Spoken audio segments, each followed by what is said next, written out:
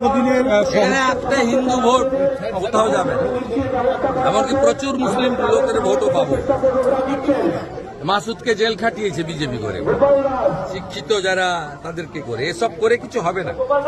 কত কত এবারে একবারে মানুষ সব করবে, শুধু নন্দীগ্রাম নয়, গোটা রাজ্য থেকে এই হিন্দু বিরোধী সরকারকে, এই নারী বিরোধী সরকারকে তুলে ফেলবে, ভারত বিরোধী সরকারকে। সুপ্রিম কোর্ট যা বলেছে করুন, যারা ভারতীয় নয় তাদের নাম থাকবে না, সে হিন্দু হোক মুসলমান হোক, ভারতীয় যারা নয় তাদের নাম থাকবে না।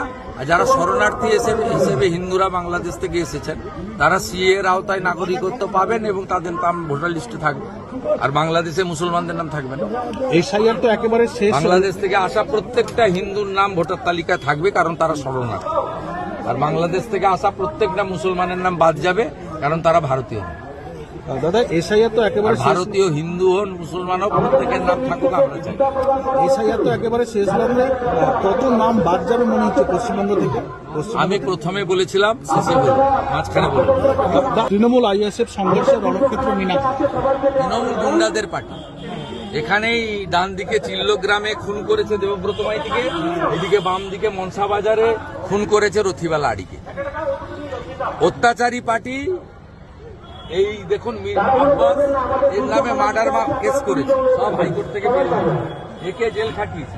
এই মাসুদ মোটামুটি তৃণমূল করতে হবে, মুসলমান হলেও তৃণমূল করতে হবে। ওই জন্য আইএসএফ পেটানি খাচ্ছে।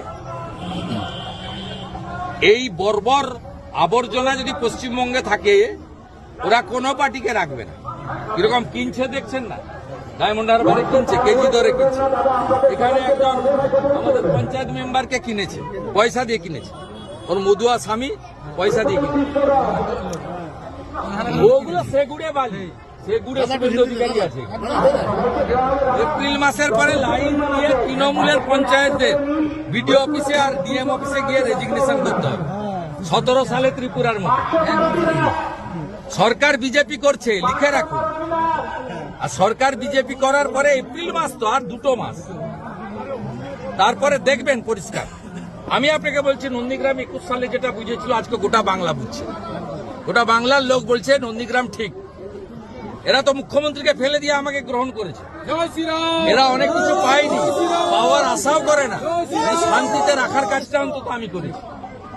এই যে খেলা মেলা, নিজেরা চাঁদা তুলে সব মিলে একটা ধর্মীয় অনুষ্ঠান করছে, প্রসাদ খাচ্ছে, পায়েস খাচ্ছে, পুজো দিচ্ছে, প্রণাম করছে, মাথায় সিঁদুর, নাম হচ্ছে, সংকীর্তন হচ্ছে, ভজন হচ্ছে। এই যে আনন্দের মধ্যে আছে, এইটা হচ্ছে এখানকার বিধায়ক শুভেন্দু অধিকারী আছে। হ্যাঁ বলেছি, রাষ্ট্রবাদী যাবে, মুসলিম তৃণমূল ভোট পাবে।